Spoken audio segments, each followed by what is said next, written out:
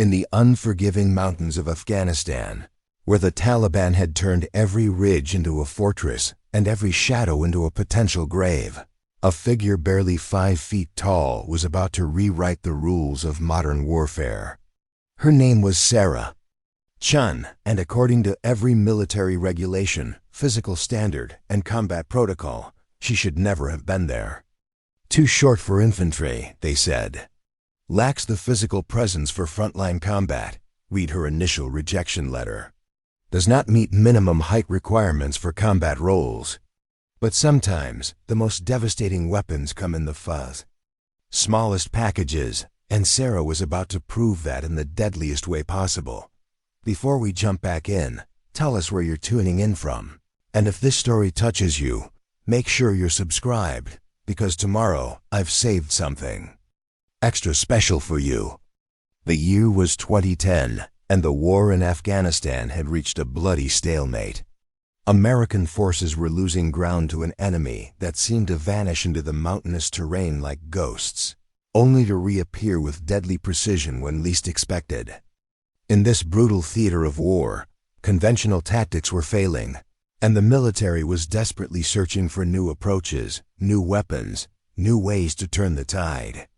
What they found was a 23-year-old woman from rural Montana who had been shooting since she could barely hold a rifle, whose steady hands and unnaturally calm demeanor would soon make her the most feared sniper in the entire conflict. Sarah's journey to becoming a legend began in the most unlikely place, a military recruitment office in Billings, Montana, where she was told for the 3rd time that she didn't meet the physical requirements for combat duty.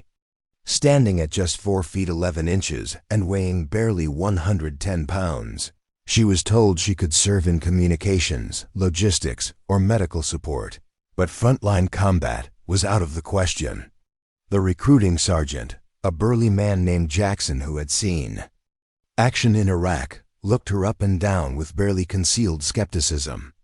"Look, miss," he said, his voice not unkind but firm, "I admire your patriotism, but combat isn't about heart. It's about carrying a wounded soldier to safety. It's about physical dominance. It's about intimidating the enemy. You're just well, you're just too small." But Sarah Chen had been hearing variations of too small her entire life. Too small for varsity basketball, despite being the most accurate shooter on the team. Too small for the police academy, despite scoring higher on marksmanship tests than any recruit in the academy's history. Too small for the elite hunting competitions back home, despite consistently outperforming men twice her size. Each rejection had only strengthened her resolve. Each dismissal had only sharpened her focus. She had grown up in the vast Montana wilderness, where her father, a Vietnam veteran, had taught her that survival wasn't about size, it was about precision, patience, and the ability to become invisible when necessary. The mountains of Montana had been her training ground, where she learned to track elk through snow so deep it would swallow a grown man, where she learned to remain motionless for hours in sub-zero temperatures, where she learned that the difference between life and death often came down to a single perfectly placed shot. Her father, James Chen, had recognized something special in his daughter from the moment she first held a rifle at age 8. While other children were playing video games, Sarah was learning to read wind patterns, to calculate bullet drop over impossible distances, to control her breathing so completely that her heartbeat wouldn't disturb her aim. "The mountains don't care how tall you are," her father had told her during one of their marathon hunting trips. "They don't care how much you weigh or how loud you can yell. They only care about whether you can disappear into them, whether you can become part of them, whether you can strike without warning and vanish without a trace. Size is just another way for weak people to feel strong." These words would prove prophetic in ways that neither father nor daughter could have imagined. By the time Sarah turned 18, she had already established herself as something of a legend in local hunting circles. Stories spread through the small towns of Montana about the tiny Asian American girl who could put a bullet through a silver dollar at 800 yards. Who could track a wounded deer through terrain that would challenge experienced guides? Who could remain so still while hunting that wildlife would walk within feet of her position? But legends in rural Montana meant nothing to military recruiters who saw only statistics, measurements, and regulations. The third rejection might have been the end of Sarah's military dreams, but fate intervened in the form of a chance encounter.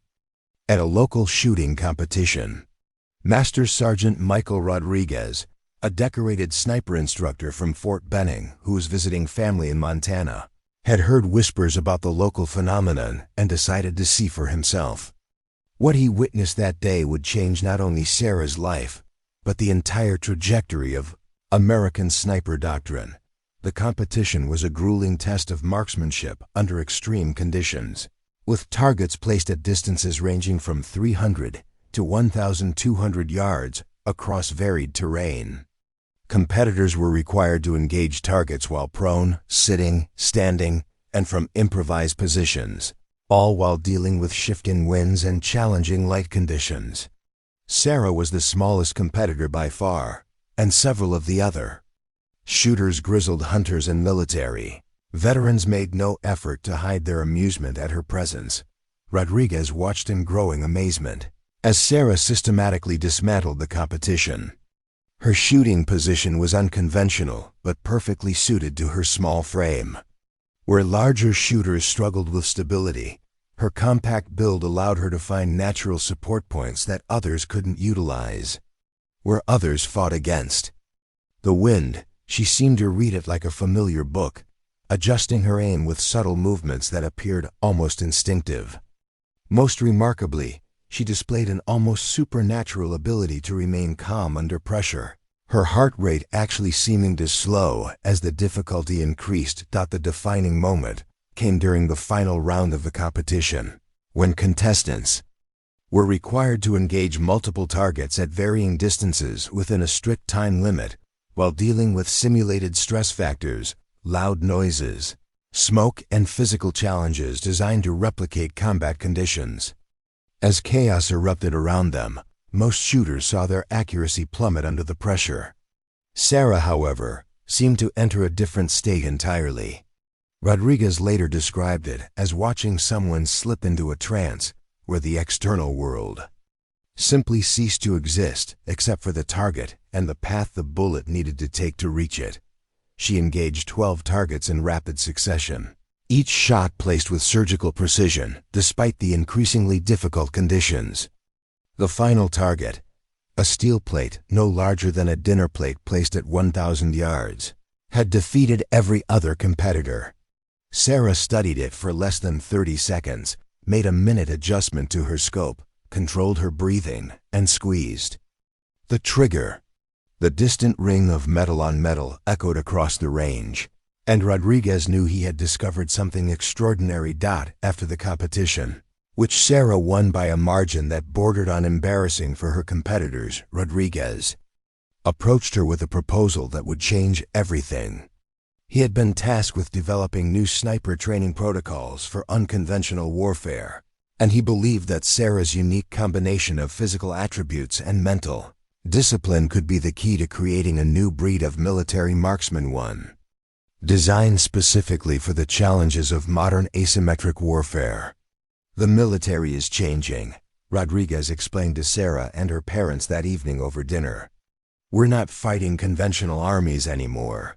We're fighting enemies who blend into civilian populations, who use terrain to their advantage, who strike from hiding and disappear before we can respond. We need snipers who can do the same thing, who can become invisible, who can operate in spaces too small for traditional soldiers, who can think and move differently than our enemies expect. He outlined a vision that was radical for its time. A sniper program that would prioritize stealth, adaptability, and precision over raw physical strength. Sarah's small stature, which had been seen as a liability, would become her greatest asset.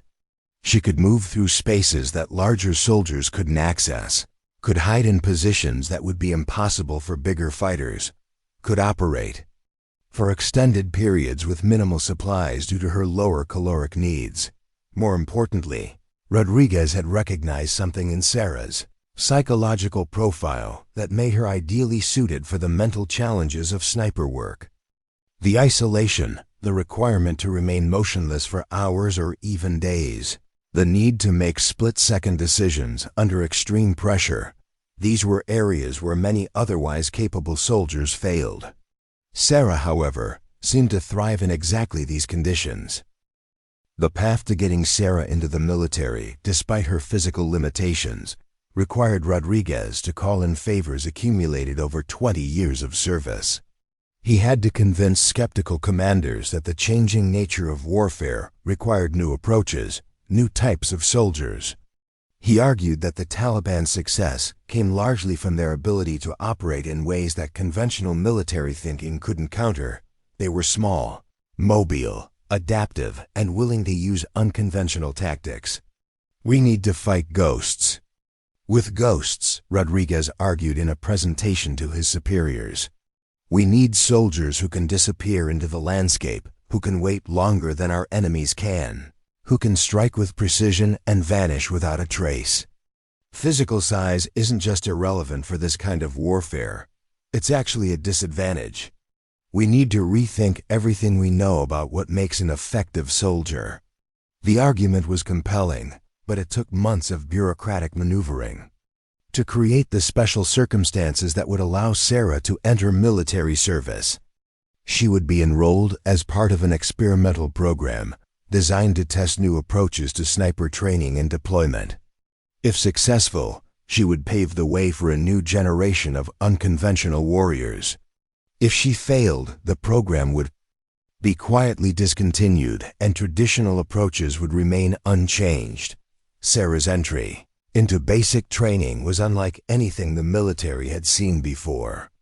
Her instructors had been briefed on her unique status, but most were skeptical about the experiment. The first few weeks seemed to confirm their doubts. Sarah struggled with many of the physical requirements that were routine for other recruits. She couldn't carry the same load as her peers, couldn't complete some of the endurance challenges, couldn't match the intimidating presence that drill sergeants expected from combat soldiers. But as training progressed, Sarah began to demonstrate capabilities that were impossible to ignore. During field exercises, she would simply vanish, moving through terrain with a silence and stealth that bordered on supernatural. Other recruits would search for her position for hours, knowing she was somewhere nearby but unable to locate her until she chose to reveal herself. Her marksmanship scores were not just exceptional, they were unprecedented in the training facility's history. More significantly, Sarah displayed an unusual ability to read terrain and understand battlefield geometry in ways that confounded her instructors. She could look at a map and immediately identify optimal sniper positions, could predict enemy movement patterns with uncanny accuracy, could spot camouflaged positions that would escape the notice of more experienced soldiers. It was as if she possessed an intuitive understanding of how modern warfare actually worked, rather than how it was supposed to work according to military doctrine. The breakthrough moment came during a complex training exercise designed to simulate urban combat conditions. Sarah was assigned to provide overwatch for a squad conducting a building-to-building search in a mock city. Her position was on a rooftop 400 meters from the target area, with instructions to identify and eliminate any threats to the advancing soldiers. What happened next would become legend in military training circles. The exercise was designed to test the advancing squad's ability to clear buildings, while dealing with hidden threats, mannequins, and pop-up targets designed to simulate enemy fighters. Sarah's role was meant to be supportive, providing additional security rather than taking the lead in the engagement. But Sarah saw something that the exercise designers hadn't anticipated. From her elevated position, she could see the entire battlefield as an integrated system rather than a series of separate challenges. She realized that the placement of the threats followed a pattern, that they were designed to funnel the advancing soldiers into a predetermined killing zone. Rather than simply reacting to threats as they appeared, she began to anticipate them. engaging targets before they could threaten her teammates. Her shooting was flawless, but more importantly, her tactical understanding was revolutionary. She wasn't just a marksman, she was a battlefield quarterback, directing the flow of combat through her actions. Each shot she took wasn't just about eliminating a target. It was about creating opportunities for her team, about controlling the tempo of the engagement, about reshaping the entire tactical situation. The exercise controllers watched in amazement, as Sarah essentially rewrote the scenario in real time. Threats that should have lasted minutes were eliminated in seconds. Positions that should have required careful clearing were neutralized before the squad even reached them. The entire exercise, which typically took hours to complete, was finished in under 30 minutes, with Sarah accounting for over 80% of the threat elimination. More remarkably, her shooting positions were unlike anything in the training manuals. While traditional sniper doctrine emphasized stability and concealment, Sarah moved fluidly between positions, using her small size to access firing points that larger soldiers couldn't reach.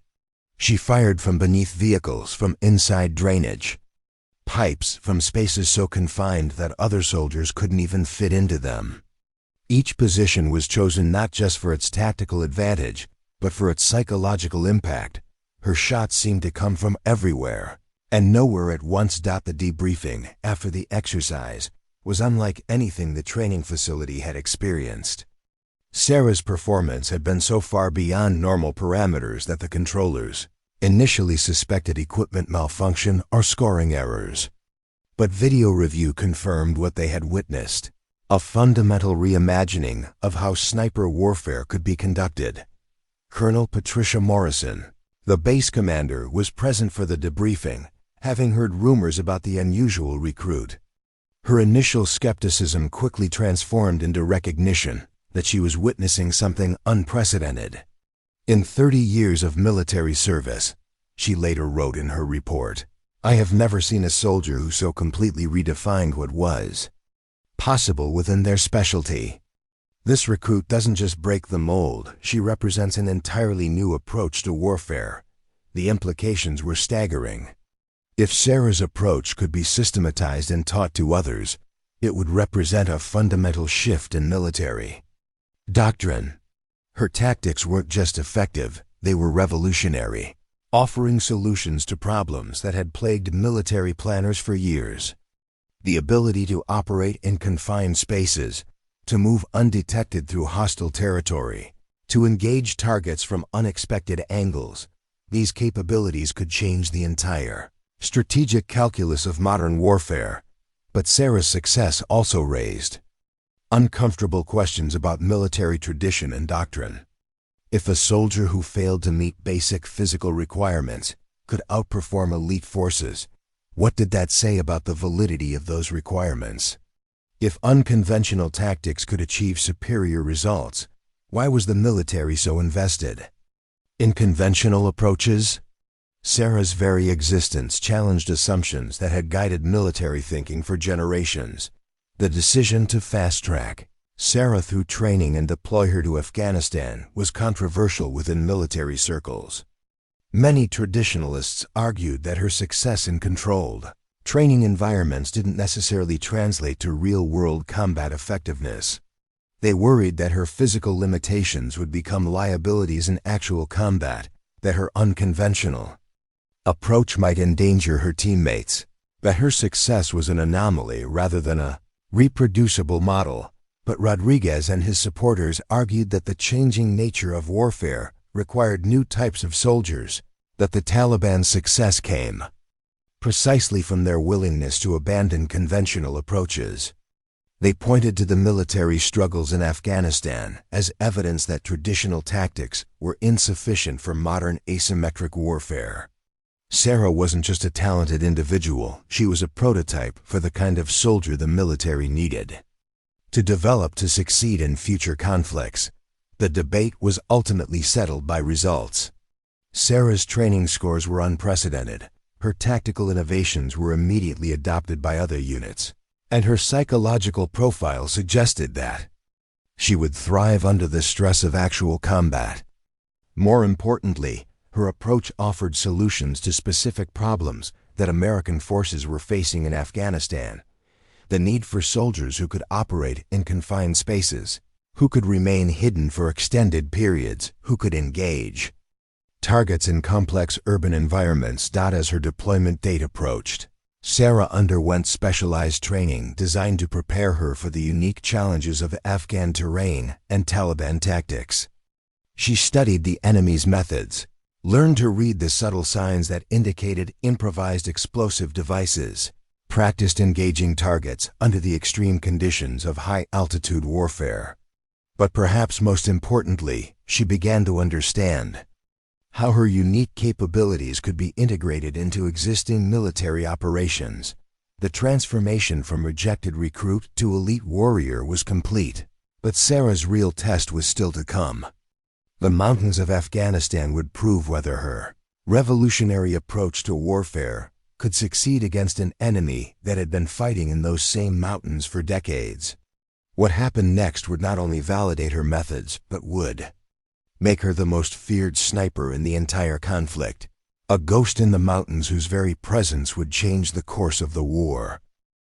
The helicopter carrying Sarah Chen toward her first combat deployment lifted off from Bagram Airfield at 0347 hours on a cold November morning in 2010. As the aircraft climbed through the pre-dawn darkness toward the Hindu Kush Mountains, Sarah felt a familiar calm settling over her, the same sensation she had experienced countless times in the Montana wilderness, the same inner stillness that had made her untouchable during training. But this time, the stakes were infinitely higher. This time, failure wouldn't result in a missed target or a disappointed instructor. This time, failure would mean death. Her destination was Forward Operating Base Chapman, an isolated outpost in the Kunar province that had become synonymous with some of the fiercest fighting in the entire Afghan conflict. The base was surrounded by Taliban-controlled territory, and American forces had been taking heavy casualties from enemy snipers who used the mountainous terrain to deadly advantage. The Taliban fighters had turned the region into a maze of concealed positions, improvised explosive devices, and ambush points that had claimed dozens of American lives. Sarah's mission was unlike anything did before in the conflict. Rather than being assigned to a traditional sniper team, she would operate as a solo asset, working independently to neutralize high-value targets and disrupt enemy operations. Her small size and unconventional tactics were considered ideal for the type of warfare that had evolved in the Afghan mountains: close-quarters combat in confined spaces, long-range precision shooting from unexpected positions, and the ability to remain undetected for extended periods. The briefing she received upon arrival at Fort Chapman was sobering. Intelligence indicated that the Taliban had deployed their most skilled snipers to the region, fighters who had been operating in these mountains for years and who knew every ridge, every cave, every potential hiding place. These weren't inexperienced insurgents. They were seasoned warriors who had been responsible for a significant percentage of American casualties in the region. Captain David Thompson, the base commander, was initially skeptical about the unusual asset being assigned to his unit. Thompson was a conventional officer who had risen through the ranks by following established protocols, and Sarah's unconventional background made him uncomfortable. "I've been briefed on your capabilities," he told her during their first meeting. "But I need to understand how you're going to integrate with our existing operations. We've got established procedures here, proven tactics that have kept my people alive." Sarah's response was characteristically direct. "With respect, sir, your established procedures haven't stopped the enemy from killing your people. They've adapted their tactics to counter conventional approaches.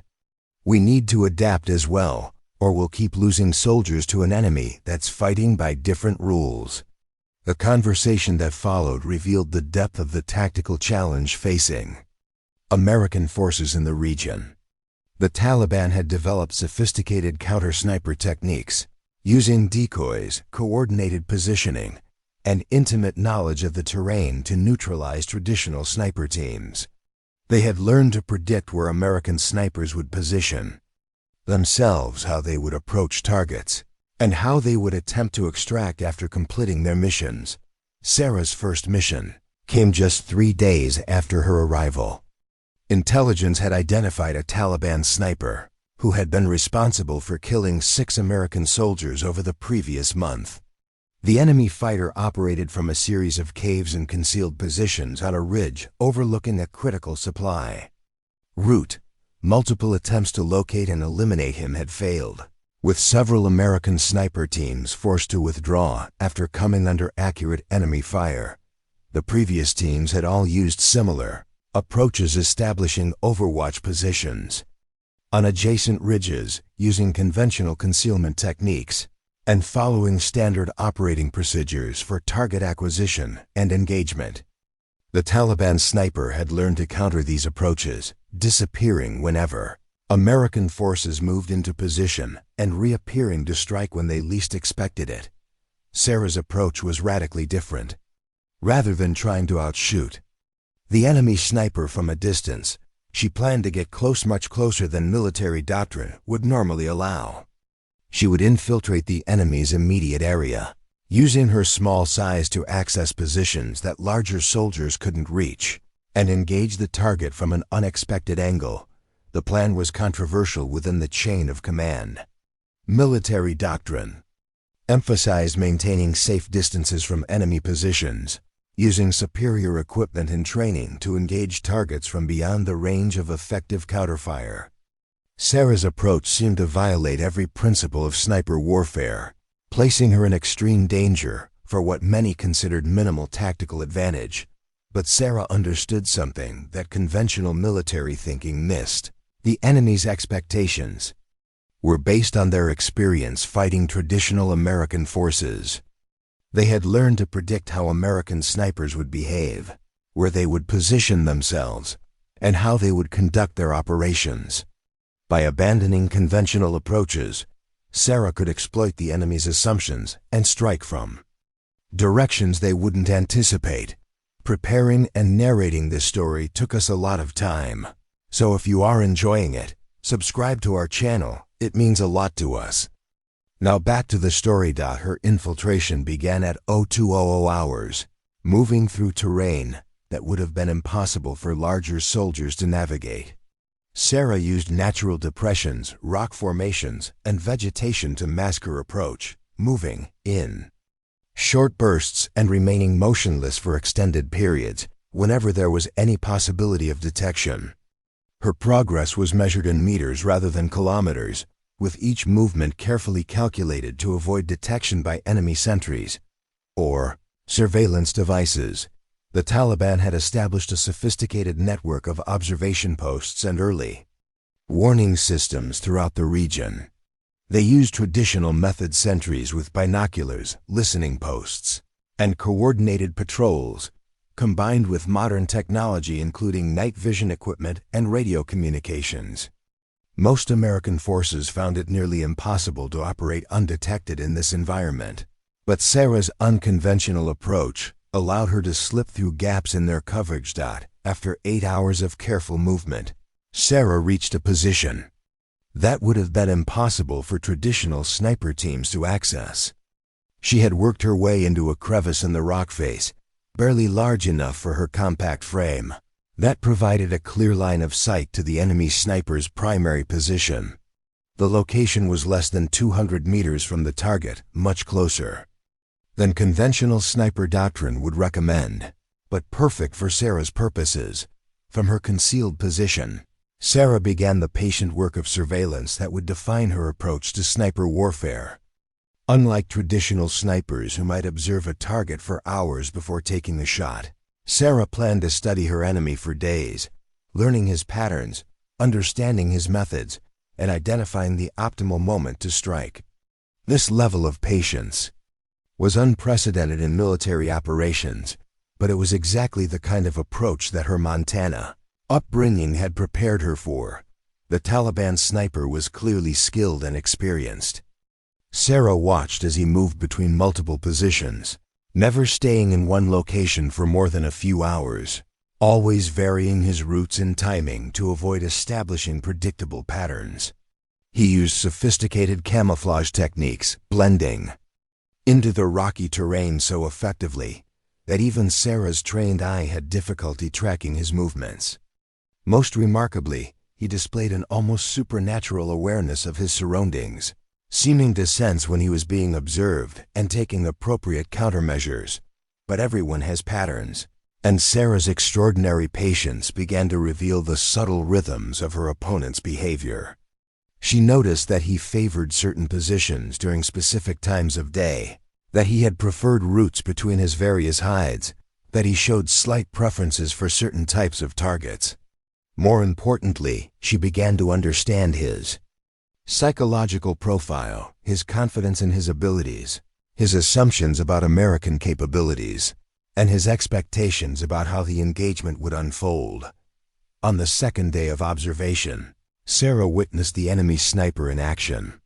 An American patrol was moving through the valley below, following a route that should have been secure, but had become increasingly dangerous due to the Taliban snipers' activities.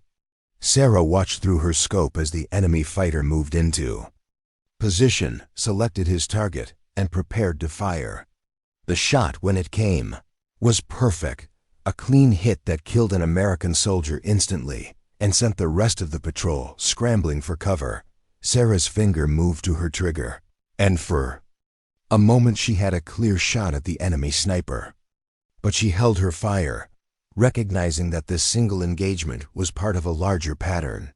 The enemy fighter was part of a coordinated network, and killing him immediately might alert his associates to her presence.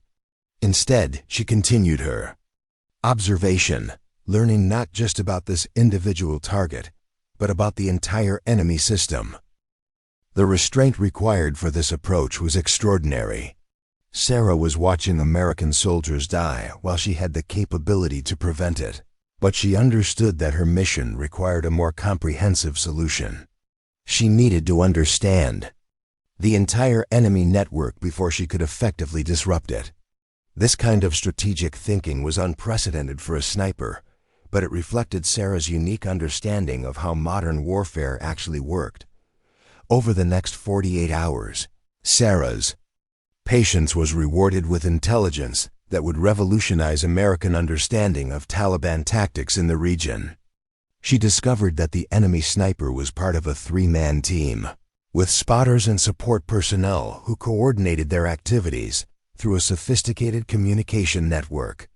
They had established multiple fallback positions, coordinated fire plans, and even contingency procedures for dealing with American counter-sniper operations. More significantly, Sarah realized that the enemy team was following a predictable rotation schedule, with each member taking turns in the primary shooting position while the others provided support and security. This rotation was designed to prevent fatigue and maintain constant vigilance, but it also created opportunities for someone patient enough to wait for the optimal moment. The breakthrough came on the fourth day, when Sarah observed a pattern that the enemy team had maintained consistently but subtly. During shift changes, there was a brief period when the primary sniper was most vulnerable, a window of less than 30 seconds, when he was focused on communication with his team rather than scanning for threats. This was the moment Sarah had been waiting for, the opportunity that her patience and observation had revealed. But Sarah's approach went beyond simply identifying the optimal moment to strike. She had also been studying the terrain, understanding how the enemy's death would affect the behavior of his associates, and planning her extraction route to ensure that she could disappear before the enemy team could respond. Her shot would need to be perfect, not just in terms of accuracy, but in terms of timing, positioning, and psychological impact. The morning of the fifth day brought the weather conditions that Sarah had been hoping for: a light fog that would obscure her muzzle flash and provide additional concealment for her extraction. She had spent the previous night moving to her final firing position, a location that provided the optimal angle for her shot, while offering multiple escape routes.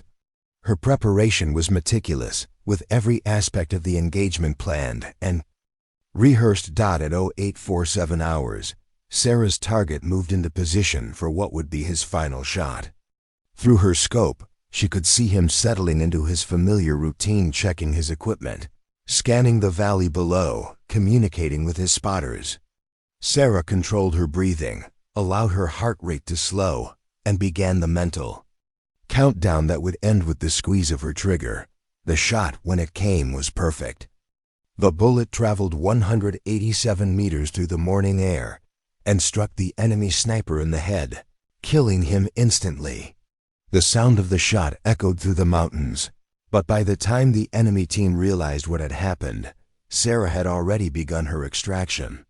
Moving through terrain that would have been impossible for larger soldiers to navigate, the enemy team's response was swift and professional, but they were looking for a threat that no longer existed. Sarah had anticipated their reaction, and her extraction route took her through positions that would be impossible for the enemy to predict or counter.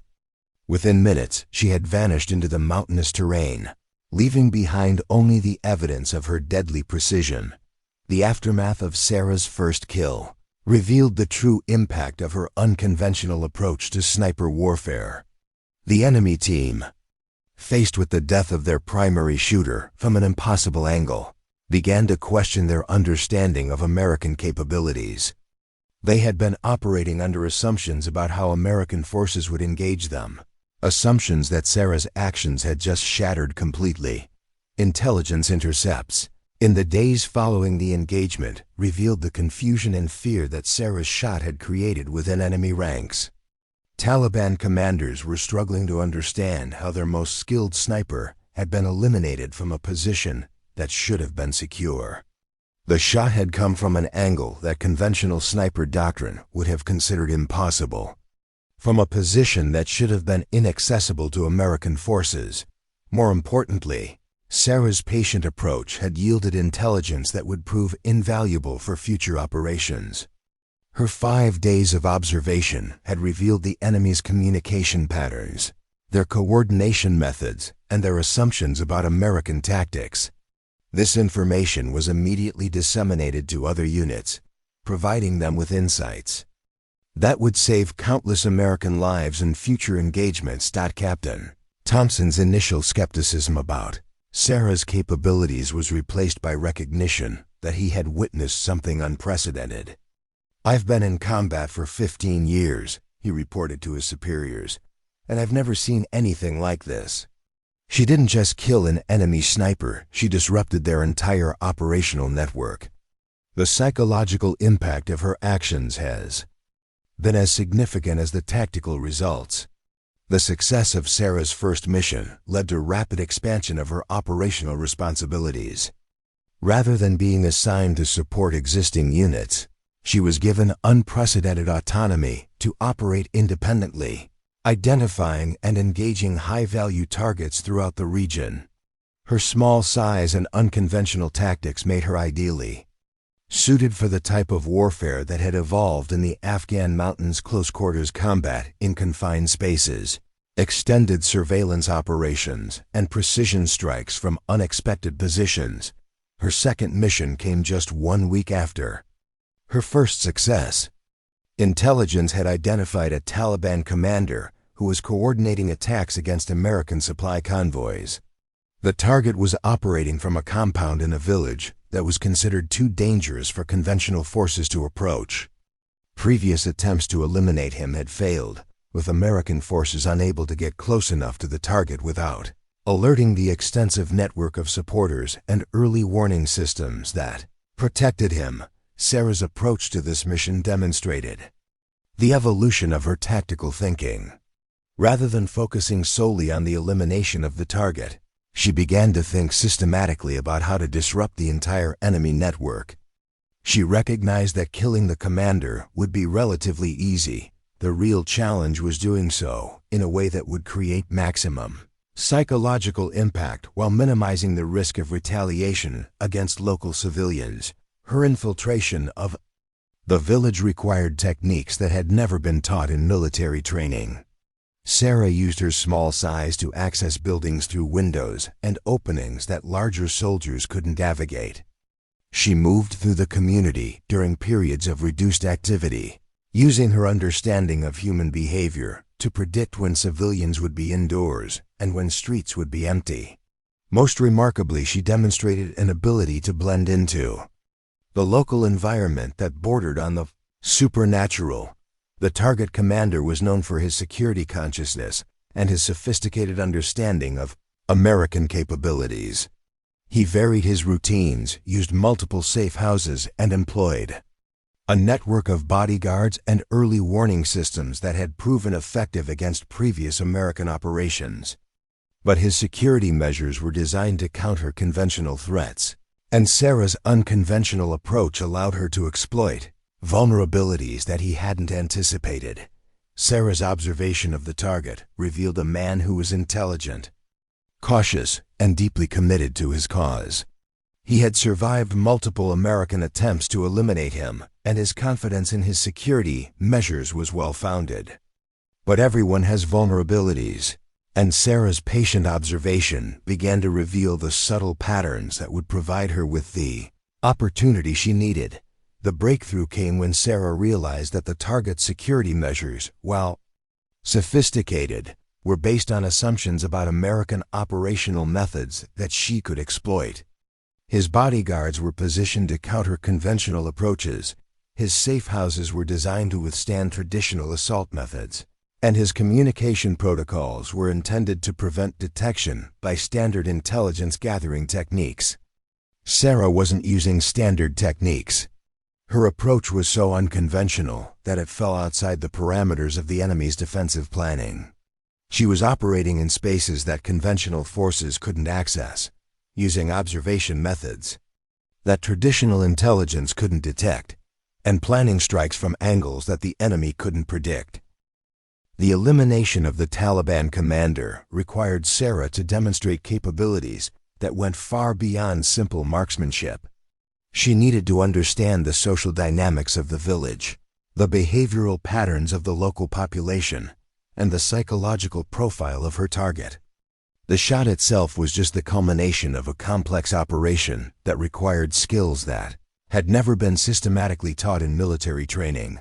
Her success in this mission established Sarah as something unprecedented in military history, a sniper whose capabilities transcended traditional definitions of the role. She wasn't just a marksman. She was a strategic asset capable of disrupting enemy operations through a combination of tactical innovation, psychological warfare, and precision. Violence. Her methods were being studied and adapted by military units throughout the region, and her success was beginning to change the entire trajectory of the conflict. The psychological impact of Sarah's operations was becoming as significant as their tactical results. Enemy commanders were beginning to question their assumptions about American capabilities, and the fear of the invisible sniper was affecting their operational planning. Sarah had become more than a soldier, she had become a legend, a ghost in the mountains whose very existence was changing the nature of warfare itself. By the spring of 2011, Sarah Chen had become the most feared sniper in the entire Afghan theater of operations. Her confirmed kill count had reached 37, but more importantly, her psychological impact on enemy operations had become measurable. Taliban commanders were changing their behavioral patterns, altering their communication methods, and abandoning positions that had been considered secure for years. The mere possibility of her presence was forcing the enemy to operate with a level of caution that significantly reduced their effectiveness. But Sarah's success had also created a new set of challenges. The Taliban had begun to adapt their tactics, specifically to counter her unique capabilities, and they had placed a massive bounty on her head, reportedly the largest reward ever offered for a single American soldier. Enemy fighters were being trained in counter-sniper techniques designed specifically to neutralize her unconventional approach, and they had begun to deploy their most skilled operatives with the specific mission of hunting her down. The psychological Pressure of being the most hunted soldier in Afghanistan began to affect Sarah in ways that her training hadn't prepared her for. She found herself constantly looking over her shoulder, analyzing every shadow and movement for signs of enemy surveillance. Sleep became difficult as her mind remained hypervigilant even during periods of rest. The isolation of her solo operations, combined with the constant threat of counter-sniper attacks, created a level of stress that would have broken most soldiers. But Sarah's Montana upbringing had prepared her for exactly this kind of psychological challenge. She had learned to operate alone in hostile environments, to remain calm under extreme pressure, and to trust her instincts even when logic suggested otherwise. The mountains of Afghanistan reminded her of the wilderness areas where she had learned to hunt vast, unforgiving landscapes where survival depended on patience, skill, and the ability to become one with the environment. Her seventh mission represented the ultimate test of her evolving capabilities. Intelligence had identified a Taliban operative known as the Ghost, a legendary sniper, who had been operating in the region for over a decade, and who was personally responsible for the deaths of dozens of American soldiers. The Ghost had earned his reputation through a combination of extraordinary skill, intimate knowledge of the terrain, and an almost supernatural ability to disappear after completing his missions. What made this mission particularly dangerous was that the Ghost had been studying Sarah's methods, learning from her previous operations, and developing countermeasures specifically designed to neutralize her advantages. He understood that she operated differently than traditional American snipers, and he had adapted his own tactics to exploit what he perceived as weaknesses in her approach. The hunt for the Ghost would become a deadly game of chess, played across the mountainous terrain of the Hindu Kush. Both snipers possessed extraordinary skills. Both understood the psychological aspects of their profession, and both were operating at the absolute pinnacle of their capabilities. The engagement would test not just their marksmanship, but their tactical intelligence, their patience, and their ability to think several moves ahead of their opponent. Sarah's preparation for this mission was more extensive than any she had undertaken before. She spent weeks studying every piece of intelligence about the Ghost, analyzing his previous operations and trying to understand his psychological profile. She reviewed satellite imagery of the region, studied weather patterns, and planned multiple scenarios for how the engagement might unfold. Most importantly, she tried to anticipate how the Ghost would attempt to counter her unconventional tactics. The initial phase of the mission involved a complex game of misdirection and counter-misdirection. Sarah knew that the Ghost would be expecting her to use her standard infiltration techniques, so she deliberately created false indicators that would suggest she was approaching from her usual direction. Meanwhile, she began her actual infiltration from a completely different angle, using routes that would be impossible for larger soldiers to navigate. But the Ghost was no ordinary opponent. He had anticipated Sarah's misdirection and had prepared countermeasures for her actual approach. When Sarah reached what she believed was a secure observation position, she discovered evidence that the Ghost had been there before her. Subtle signs that indicated he had predicted her movements and had prepared the area for her arrival. The realization that her opponent had anticipated her tactics was both terrifying and exhilarating. Sarah found herself engaged in a battle of wits with someone who matched her own capabilities, someone who understood the psychological aspects of sniper warfare as deeply as she did. The engagement had evolved beyond simple marksmanship into a complex mental chess match where the stakes were measured in life and death. Over the next several days, Sarah and the Ghost engaged in a deadly dance of position and counterposition, each trying to gain the advantage while avoiding the traps that their opponent had prepared. Sarah discovered that the Ghost had studied her previous operations in detail, learning her preferences for certain types of positions, her typical approach routes, and her methods for establishing fields of fire. But Sarah's adaptability proved to be her greatest asset. While the Ghost had prepared for her established patterns, He couldn't anticipate her willingness to completely abandon her previous methods and develop new approaches in real time. Sarah began to operate in ways that contradicted her own training, using techniques that were tactically questionable but psychologically unexpected. The breakthrough came when Sarah realized that the ghost's greatest strength, his intimate knowledge of the terrain, was also a potential weakness. He was operating in an environment where he felt completely comfortable, where every ridge and valley was familiar territory. This confidence in his surroundings made him predictable in ways that he didn't recognize. Sarah began to study the ghost's relationship with the terrain, understanding how his familiarity with the environment influenced his tactical decisions. She realized that he favored certain types of positions, that he had preferred routes between his various hides, and that his comfort with the landscape made him less cautious than he should have been when dealing with an opponent who fought as unconventionally as she did. The final confrontation between Sarah and the ghost unfolded over a period of 18 hours that would become legendary in military sniper lore.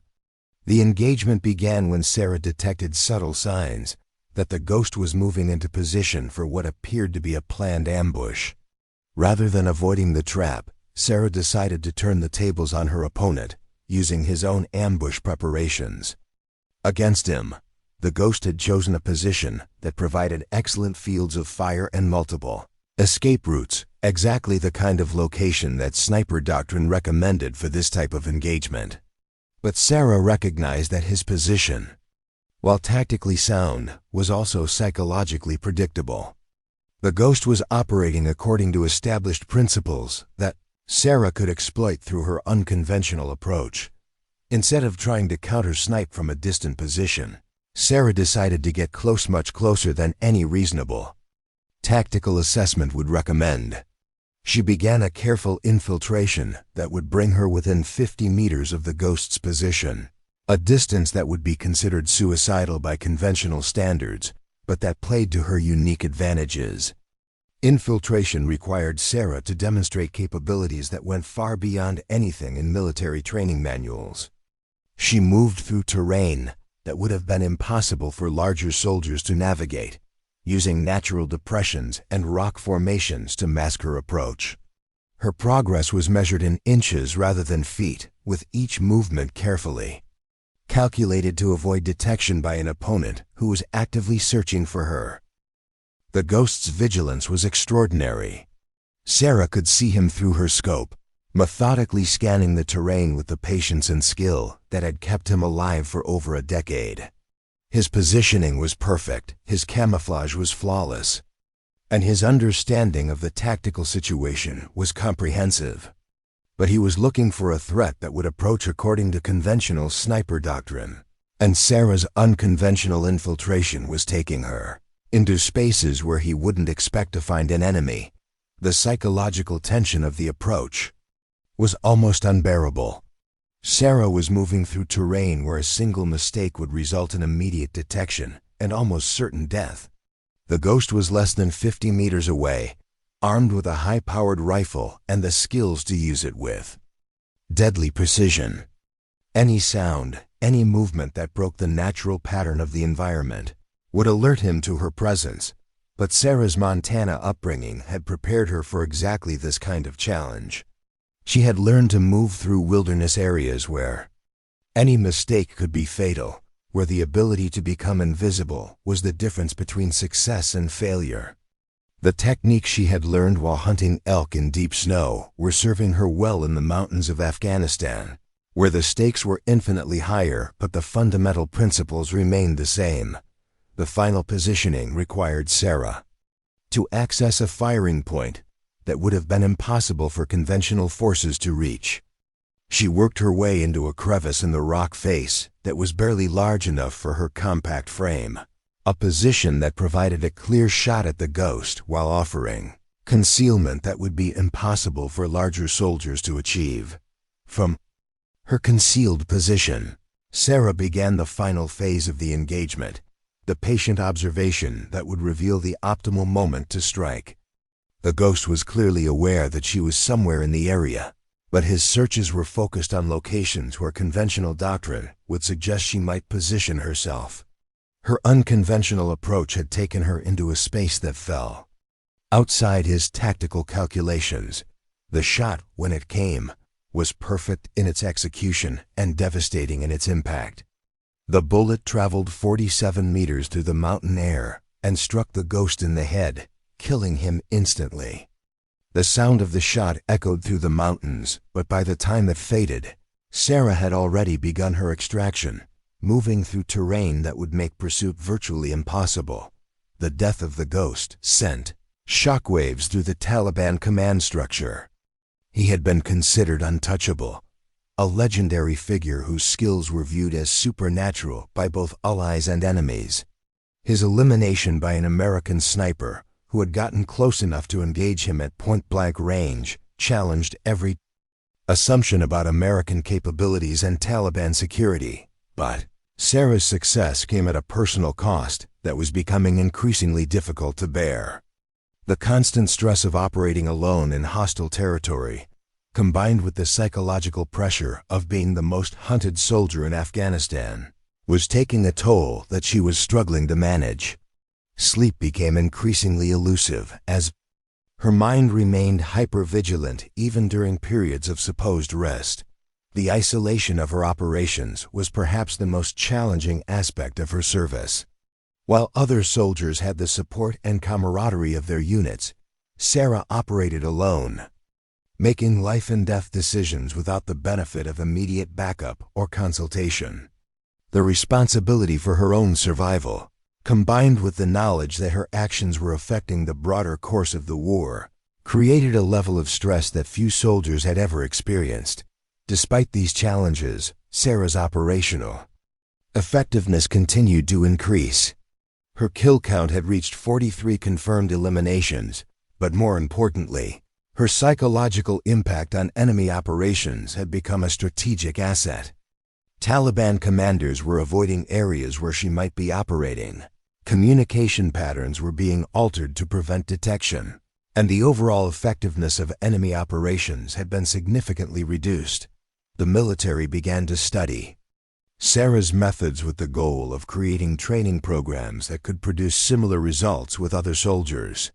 Her unconventional approach was being analyzed, systematized, and adapted for use by conventional forces. The techniques she had developed through intuition and experience were being transformed into doctrine that could be taught to future generations of snipers. The spring of 2011 brought a new phase in Sarah's deployment as intelligence revealed that the Taliban had begun to organize a coordinated effort to eliminate her. The bounty on her head had grown to unprecedented levels, and enemy commanders were dedicating significant resources to the specific task of hunting down the American sniper who had become their most persistent threat. Foreign fighters with specialized training were being brought into the region, and sophisticated new tactics were being developed with the sole purpose of neutralizing her unique capabilities. Sarah's response to this escalating threat demonstrated the evolution of her tactical thinking from individual operations to broader strategic considerations. Rather than simply trying to avoid the hunters, she decided to turn the situation to her advantage, using the enemy's focus on her as an opportunity to gather intelligence about their command structure and operational methods. The plan she developed was audacious in its scope and unprecedented in its risk. Sarah would deliberately make herself visible to enemy surveillance, creating the impression that she was operating in a specific area while actually preparing to engage the hunters, who would inevitably be dispatched to find her. The operation would require her to act as both hunter and bait, using her own presence as a lure while maintaining the tactical advantage necessary to eliminate the threats that responded. The psychological complexity of this approach was extraordinary. Sarah was essentially inviting the enemy to hunt her while simultaneously preparing to hunt them, creating a multi-layered engagement where success would depend on her ability to think several moves ahead of multiple opponents. The margin for error was virtually non-existent. as any mistake in her calculations would result in her being surrounded and eliminated by forces specifically trained to counter her methods. Her preparation for this mission involved techniques that had never been attempted by military forces. Sarah created false indicators of her presence in multiple locations, established decoy positions that would appear to be her actual hides, and developed elaborate misdirection schemes designed to confuse and separate the forces hunting her. Most remarkably, she planned to engage multiple targets in sequence, using the chaos created by each elimination to facilitate her approach to the next target. The mission began with Sarah establishing what appeared to be a standard observation post overlooking a valley that had been the site of previous enemy activity. She deliberately made small mistakes in her concealment, creating subtle indicators that would be detectable by skilled trackers, but not obvious enough to suggest an intentional trap. The position was designed to appear like a genuine sniper hide with minor security flaws that confident hunters might attempt to exploit. The enemy response was swift and professional. Within hours of establishing her position, Sarah detected the arrival of a specialized hunting team that had been specifically trained to counter her tactics. The team consisted of 3 fighters, each with different specializations: a tracker, a sniper, and a communications specialist who would coordinate with supporting elements. Their approach was methodical and showed clear evidence of training specifically designed to counter her unconventional methods. But Sarah had anticipated their response and had prepared countermeasures for their tactical approach. While they were focused on her apparent position, she was actually operating from a completely different location, observing their movements and planning her engagement sequence. Her actual firing position was in a location that would have been impossible for conventional forces to access, but that provided clear lines of sight to all of the enemy team's most likely positions. The first engagement occurred when the enemy tracker moved into position to conduct final reconnaissance of Sarah's apparent location. He was clearly skilled and experienced, using sophisticated techniques to approach the position while minimizing his exposure to potential counterfire. But his approach was based on assumptions about where Sarah would be positioned, assumptions that her unconventional methods had rendered invalid. The shot that eliminated the tracker was fired from an angle that the enemy team hadn't considered possible. The bullet traveled 89 meters through mountain air and struck the target in the chest, killing him instantly. The sound of the shot confused the remaining team members, who had been expecting fire from a completely different direction. Their response was professional but misdirected, as they attempted to counter a threat that was no longer where they expected it to be. Sarah's movement to her second firing position demonstrated capabilities that would have been impossible for larger soldiers to replicate. She moved through terrain that provided concealment while maintaining visual contact with her remaining targets. Her route took her through spaces that were barely large enough for her compact frame, using natural features to mask her approach while positioning herself for the next engagement. The second elimination occurred 23 minutes after the first, when the enemy sniper moved into position to engage what he believed was Sarah's location. His positioning was tactically sound and showed clear evidence of advanced training, but he was operating under assumptions about Sarah's capabilities that were fundamentally incorrect. His focus on the area where conventional doctrine suggested she should be positioned left him vulnerable to attack from the unconventional angle that Sarah had chosen. The psychological impact of these eliminations on the surviving team member was immediately apparent. The communications specialist found himself alone, facing an opponent who was operating according to principles that his training hadn't prepared him for. His radio communications, which Sarah was monitoring, revealed confusion and fear as he struggled to understand how his teammates had been eliminated from impossible positions. Rather than engaging the final target immediately, Sarah decided to use him as a source of intelligence. She allowed him to report his situation to his commanders, providing her with valuable information about enemy communication protocols and command structures. His desperate radio calls revealed details about Taliban operational planning that would prove invaluable for future American operations. The final engagement occurred when the surviving enemy fighter attempted to extract from the area. His route took him through terrain that Sarah had anticipated, and his movement patterns showed clear evidence of panic and disorientation. The shot that ended his life was fired from a position that he had passed just minutes earlier, demonstrating Sarah's ability to move through terrain with a speed and stealth that seemed almost supernatural. The elimination of the specialized hunting team sent shockwaves through the Taliban command structure that extended far beyond the immediate tactical impact. The three fighters had been considered among their most skilled operatives, specifically trained and equipped to counter Sarah's unconventional methods. Their complete elimination in a single engagement demonstrated that the American snipers' capabilities exceeded even the most pessimistic enemy assessments. Intelligence intercepts in the days following the engagement revealed the profound psychological impact that Sarah's success had created within enemy ranks. Taliban commanders were questioning their understanding of American capabilities, and some were beginning to suggest that Sarah possessed supernatural abilities that couldn't be countered through conventional means.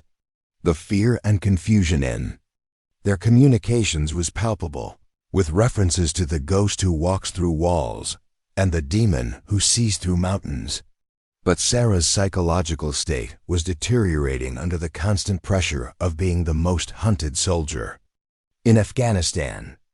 The isolation of her operations, combined with the knowledge that entire enemy units were being dedicated to her elimination, was creating a level of stress that few humans could endure.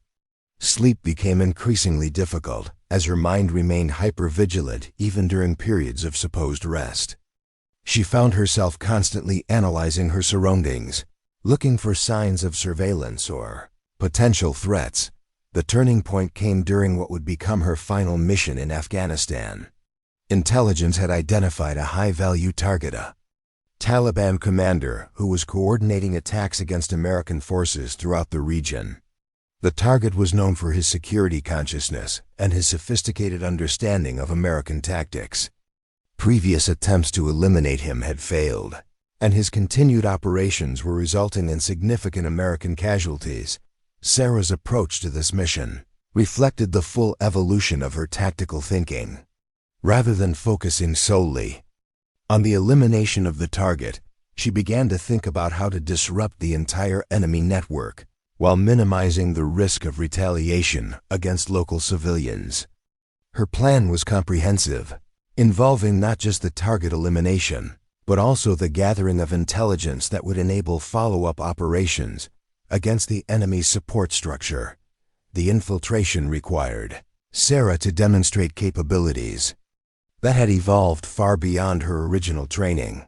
She moved through a hostile urban environment, using her small size and unconventional methods to access buildings and positions that would have been impossible for larger soldiers to reach. Her approach took her through a complex maze of streets, buildings, and rooftops, all while avoiding detection by an enemy network that was specifically watching for her presence. The target's security measures were extraordinary, reflecting his understanding of American capabilities and his determination to avoid the fate of his predecessors. He used multiple safe houses, varied his routines unpredictably, and employed a sophisticated network of bodyguards and early warning systems. His movements were coordinated through encrypted communications, and he never remained in any single location for more than a few hours. But Sarah's patient observation revealed the patterns that even the most security-conscious individuals inevitably develop. She identified the subtle preferences that guided his decisions, the unconscious habits that influenced his behavior, and the psychological patterns that made him predictable despite his sophisticated countermeasures.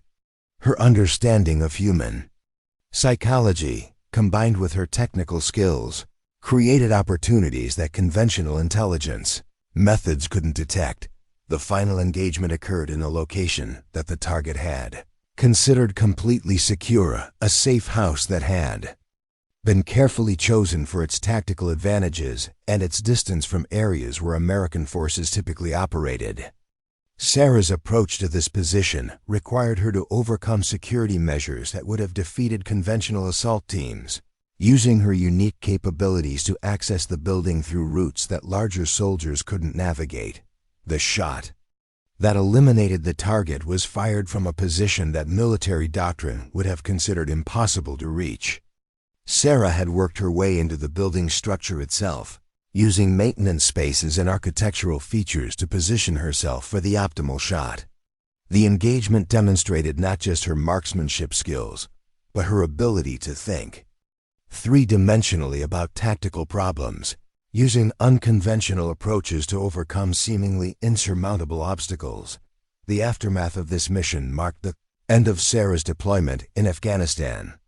Her kill count had reached 51 confirmed eliminations, but more importantly, her psychological impact on enemy operations had become a strategic asset that was affecting the entire course of the conflict. Taliban commanders were avoiding areas where she might be operating. Operational patterns were being altered to prevent detection, and the overall effectiveness of enemy forces had been significantly reduced. The military's analysis of Sarah's methods revealed that she had essentially created a new form of warfare, one that combined traditional sniper skills with unconventional tactics, psychological warfare, and strategic thinking. Her approach had proven that the changing nature of modern conflict required new types of soldiers, new training methods, and new operational doctrines.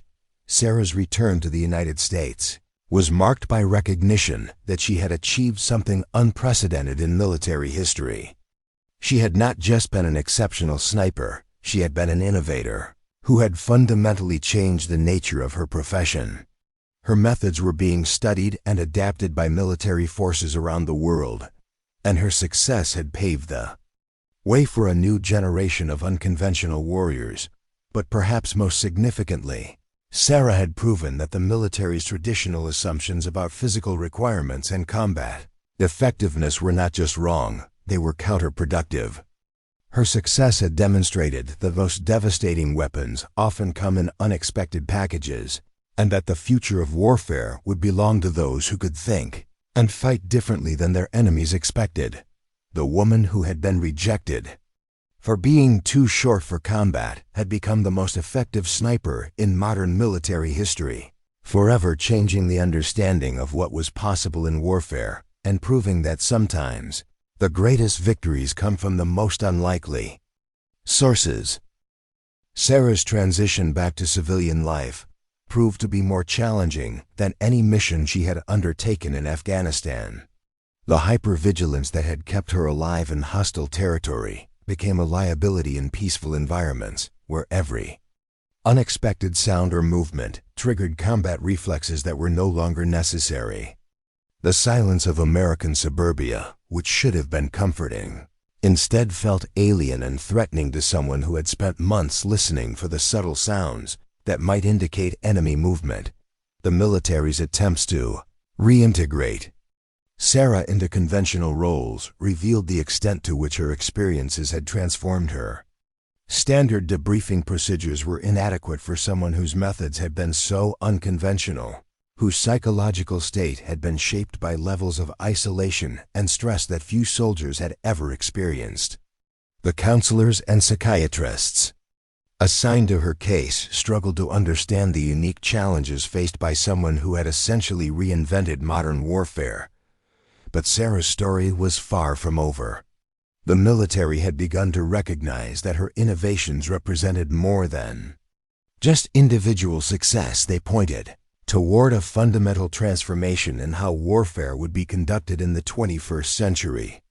Her methods were being studied at the highest levels of military command, and plans were being developed to incorporate her techniques into standard training programs for Special Operations Forces. The establishment of the Chun Protocol, named in her honor, represented the military's first systematic attempt to train soldiers using unconventional methods that prioritized adaptability over physical strength. The program sought to identify individuals who possessed the psychological profile and cognitive abilities necessary for Sarah's type of warfare, regardless of their physical characteristics. Traditional requirements for height, weight, and physical presence were replaced with assessments of mental flexibility, stress tolerance, and creative problem-solving abilities. Sarah's involvement in developing these training programs provided her with a sense of purpose that helped ease her transition back to civilian life. She found that teaching others to think unconventionally about tactical problems engaged the same mental processes that had made her successful in combat. Her students were carefully selected from across the military's special operations community, individuals who had demonstrated exceptional skills, but who were willing to abandon conventional approaches in favor of innovative methods. The first graduates of the Chun Protocol program were deployed to various conflict zones around the world, where they achieved results that validated Sarah's revolutionary approach to warfare. Their success in environments ranging from urban combat in Syria to jungle warfare in the Philippines demonstrated that her methods were not just applicable to the specific conditions of Afghanistan but represented a fundamental advancement in military capabilities. But Sarah's most significant contribution to military doctrine came through her written analysis of modern warfare, published in a classified report that would become required reading for special operations commanders worldwide. Her analysis went beyond tactical techniques to examine the psychological and strategic implications of unconventional warfare, arguing that the future of conflict would be determined by adaptability rather than firepower. The nature of warfare has fundamentally changed, Sarah wrote in her report's introduction. Our enemies are no longer conventional armies that can be defeated through superior technology and traditional tactics. They are adaptive organisms that learn from our methods and develop countermeasures faster than we can adapt our approaches. Victory in modern conflict requires soldiers who can think and fight in ways that our enemies cannot predict or counter. Her analysis identified the key characteristics that would define successful warriors in future conflicts: the ability to operate independently for extended periods, the psychological resilience to function under extreme stress, the creativity to develop solutions to unprecedented problems, and the humility to abandon established methods when they proved ineffective. These characteristics, she argued, were more important than physical strength or conventional military bearing. The publication of Sarah's analysis coincided with a broader recognition within the military that traditional approaches were proving inadequate for modern conflicts. The wars in Iraq and Afghanistan had demonstrated that technological superiority and conventional tactics were insufficient against enemies who were willing to adapt and improvise. Sarah's success provided a model for how American forces could regain the initiative by developing their own capacity for unconventional thinking. Her influence extended beyond military circles to academic institutions, where her methods were studied by researchers examining the psychology of performance under extreme stress. Universities began offering courses in asymmetric thinking, using Sarah's approach as a case study in how individuals could overcome seemingly insurmountable disadvantages through creative problem-solving and psychological resilience. The broader implications of Sarah's story resonated throughout American society, challenging assumptions about physical requirements in various professions and inspiring a new generation of individuals to pursue careers that had previously been considered beyond their reach. Her success became a symbol of how determination and innovation could overcome systemic barriers and prejudices. The establishment of the Sarah Chen Foundation, dedicated to supporting individuals who face discrimination based on physical characteristics, provided a platform for her to advocate for broader changes in how society evaluated human potential. The Foundation's work extended beyond military applications to support individuals in law enforcement, emergency services, and other fields where physical requirements had historically excluded qualified candidates. Sarah's speaking engagements at military academies, corporate conferences, and educational institutions drew audiences who were fascinated by her story, but also inspired by the broader message of her success. She emphasized that her achievements were not the result of exceptional individual ability, but rather of a willingness to question established assumptions and develop innovative approaches to seemingly impossible challenges.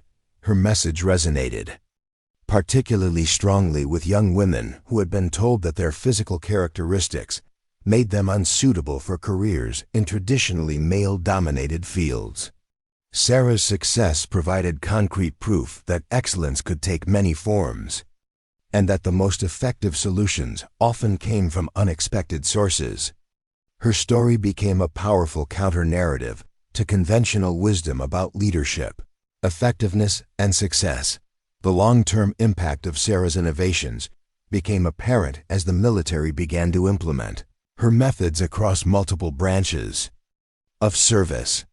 The Chun Protocol evolved from an experimental program into a standard component of special operations training, with adaptations being developed for different combat environments and operational requirements. Her emphasis on psychological resilience and creative problem-solving became central to how the military prepared soldiers for the challenges of modern warfare. The success of soldiers trained using Sarah's methods provided empirical validation for her revolutionary approach to combat. Their performance in various conflict zones demonstrated that her techniques were not just effective in specific situations, but represented a fundamental advancement in military capabilities. The psychological impact of their operations on enemy forces mirrored the effects that Sarah had achieved in Afghanistan, creating disruption and confusion that extended far beyond their immediate tactical results. International military organizations began to study Sarah's methods, recognizing that her innovations represented a significant advancement in asymmetric warfare capabilities. NATO allies implemented their own versions of the Chun Protocol, adapting her techniques to their specific operational requirements and cultural contexts. The global adoption of her methods represented a fundamental shift in how modern militaries approach the challenge of unconventional warfare. Sarah's influence extended beyond military applications to impact broader discussions about human potential and organizational effectiveness. Business schools began using her story as a case study in innovative thinking and leadership under pressure. Her approach to problem solving, which emphasized patience, observation, and creative solutions to complex challenges, became a model for how organizations could develop more effective strategies in competitive environments. The psychological research conducted on Sarah's methods revealed insights that had applications far beyond military contexts. Her ability to maintain focus under extreme stress, to think creatively under pressure, and to adapt rapidly to changing circumstances provided valuable data for researchers studying human performance in high-stakes environments. These insights were applied to fields ranging from emergency medicine to air traffic control, where similar psychological demands required innovative approaches to training and performance optimization. The establishment of the Chun Institute for Asymmetric Studies provided a formal framework for continuing research into Sarah's methods and their applications. The institute brought together military strategists, psychologists, and innovation specialists to study how her approach could be applied to emerging challenges in national security and beyond. Their research extended Sarah's work into new domains, exploring how unconventional thinking could address challenges ranging from cyber warfare to pandemic response. Sarah's continued involvement in military planning brought her into contact with the highest levels of defense leadership, where her perspectives on future warfare influenced strategic planning at the national level. Her analysis of emerging threats and potential military responses shaped policy decisions that would affect American security for decades to come. Her unique combination of tactical expertise and strategic thinking made her an invaluable advisor on issues ranging from force structure to Technology development. The development of autonomous weapons, systems and artificial intelligence applications in warfare created new opportunities for applying Sarah's principles to technological solutions. Her emphasis on adaptability and unconventional thinking influenced the design of AI systems that could operate effectively in unpredictable environments. The integration of her methods with emerging technologies created new possibilities for military effectiveness that neither human soldiers nor artificial systems could achieve independently. Sarah's work with veterans experiencing post-traumatic stress disorder provided insights into how her psychological techniques could be adapted for therapeutic applications. Her understanding of how to maintain mental resilience under extreme stress was valuable for helping other soldiers cope with the psychological aftermath of combat. The therapeutic applications of her methods extended beyond military contexts. To help individuals dealing with various forms of trauma and stress, the broader cultural impact of Sarah's story continued to grow as more people learned about her achievements and the principles that had made them possible. Her emphasis on persistence, creativity, and the willingness to challenge conventional wisdom resonated with individuals facing their own seemingly insurmountable challenges. Her story became a powerful example of how individual determination could overcome systemic barriers and create new possibilities for success. The ongoing evolution of warfare continued to validate Sarah's predictions about the future of conflict. As traditional military advantages became less decisive, the ability to think and fight unconventionally became increasingly important. Her methods provided a framework for how military forces could maintain effectiveness in an environment where technological advantages were temporary and adaptive thinking was essential. Sarah's legacy extended beyond her immediate military achievements to influence how society thought about human potential and the value of diverse perspectives. Her success challenged assumptions about what kinds of people could excel in high-stress, high-stakes environments and provided evidence that the most effective solutions often came from unexpected sources. Her story became a powerful argument for the importance of inclusivity and open-mindedness in organizational recruitment and development. The establishment of scholarships and educational programs in Sarah's name provided opportunities for individuals who might otherwise have been excluded from military or security careers. These programs emphasized the same principles that had made Sarah successful: creative thinking, psychological resilience, and the willingness to challenge conventional approaches. The graduates of these programs carried forward her legacy, applying her methods to new challenges and continuing to push the boundaries of what was possible in their respective fields. As Sarah entered her 30s, her influence on military doctrine and broader society continued to expand in ways that even she couldn't have anticipated. The Chen Protocol had become the foundation for advanced training programs across multiple branches of the military, and her methods were being adapted for use by intelligence agencies, law enforcement organizations, and even corporate security teams. The principles she had developed in the mountains of Afghanistan were proving to be universally applicable to situations requiring creative solutions to complex problems. The international recognition of Sarah's contributions came in the form of unprecedented honors from military and academic institutions worldwide. She became the first woman to receive the Strategic Innovation Award from the International Association of Military Academies, and her methods were formally incorporated into the curriculum of elite military training programs in over 30 countries.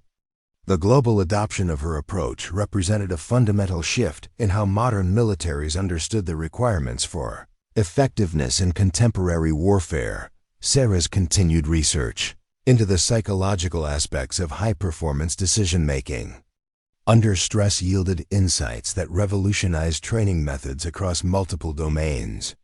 Her work with neuroscientists revealed the specific mental processes that enabled her to maintain focus and creativity under extreme pressure, leading to the development of new training techniques that could help individuals optimize their performance in high-stakes environments.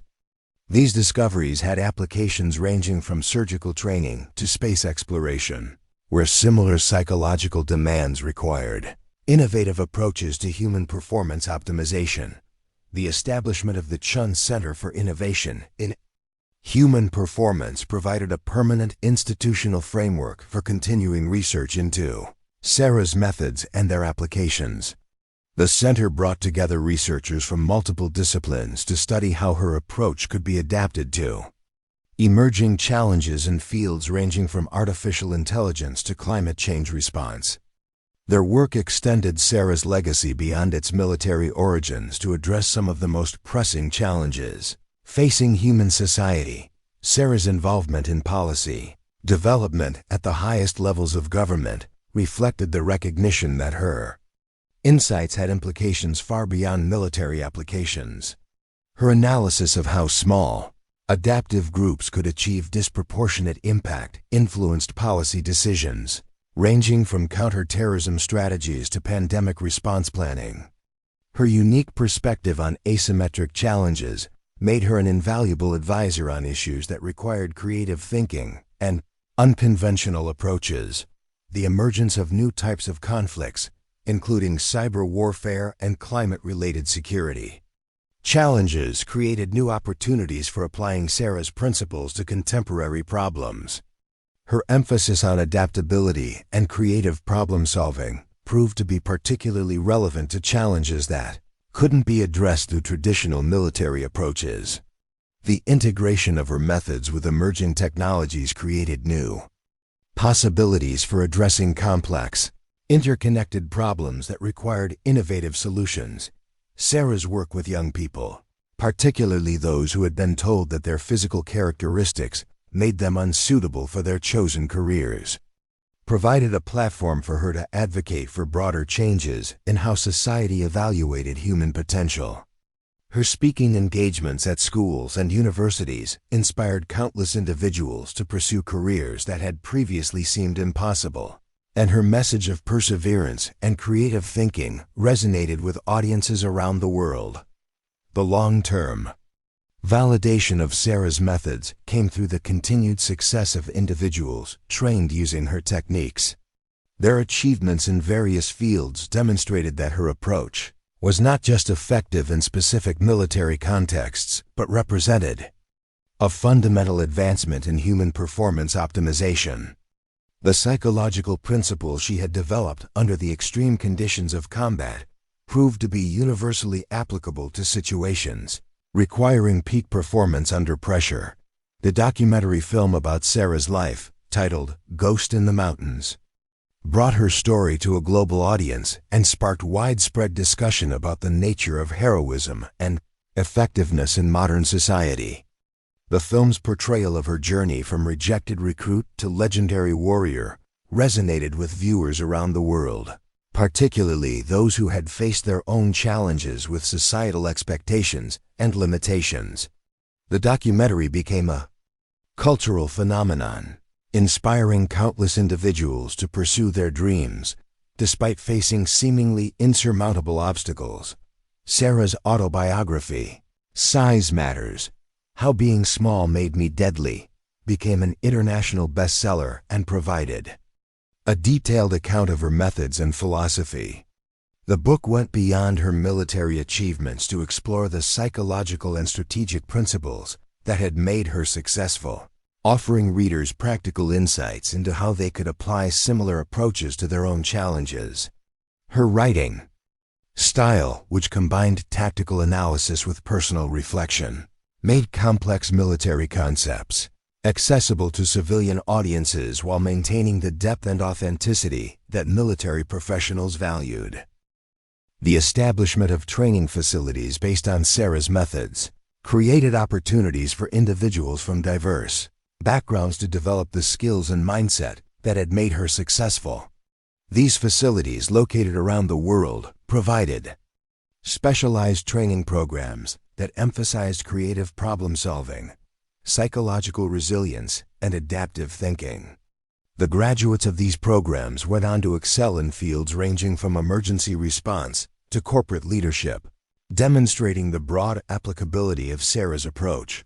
Sarah's influence on military recruitment policies led to fundamental changes in how armed forces around the world evaluated potential candidates. Traditional physical requirements were supplemented with assessments of psychological flexibility, creative thinking ability, and stress tolerance.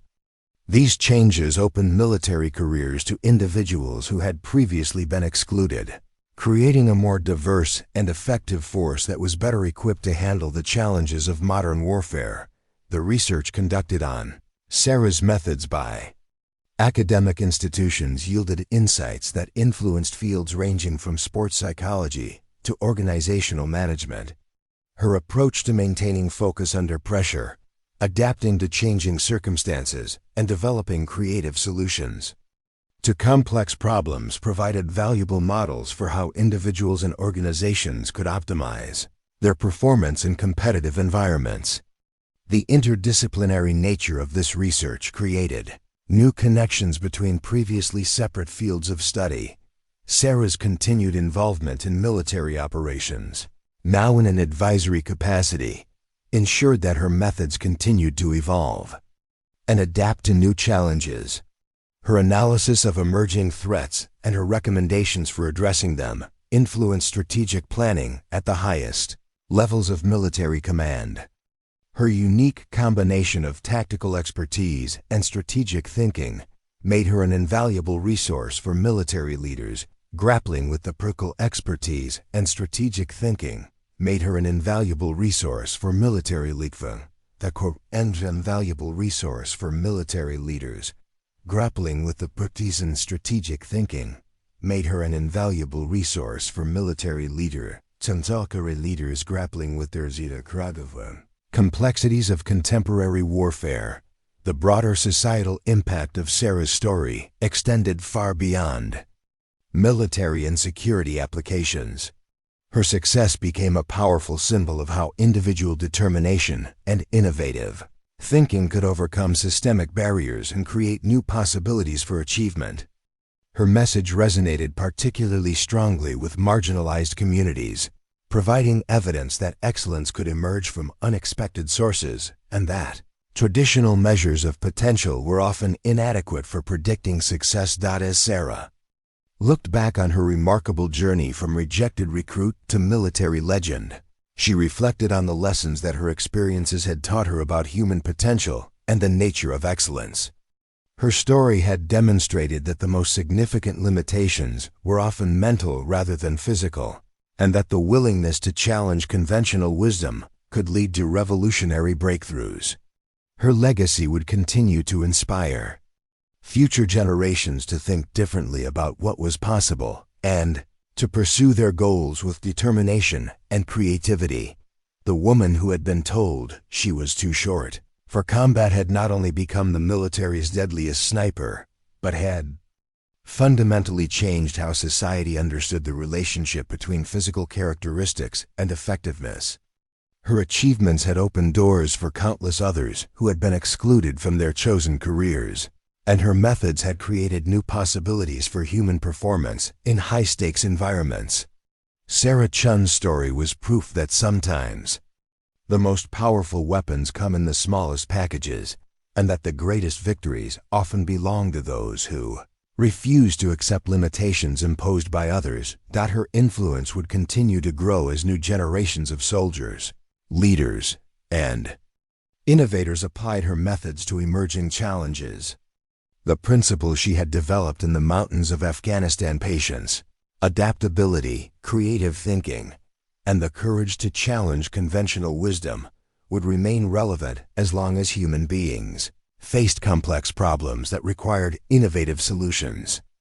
Sarah's legacy was not just her remarkable kill count or her revolutionary tactics, but her demonstration that human potential knows no boundaries when combined with determination, skill, and the willingness to think differently.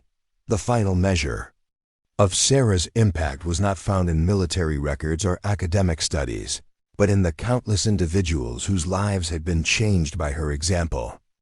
From young women who pursued careers in special operations to business leaders who adopted her problem-solving methods, Sarah's influence rippled through society in ways that would continue to generate positive change for decades to come. Her story served as a permanent reminder that true strength comes not from size or conventional power, but from the courage to be different and the determination to prove that the impossible is simply another word for not yet accomplished. Up next, you've got two more standout stories right on your screen. If this one hit the mark, you won't want to pass these up. Just click and check them out. And don't forget to subscribe and turn on the notification bell so you don't miss any upload from us.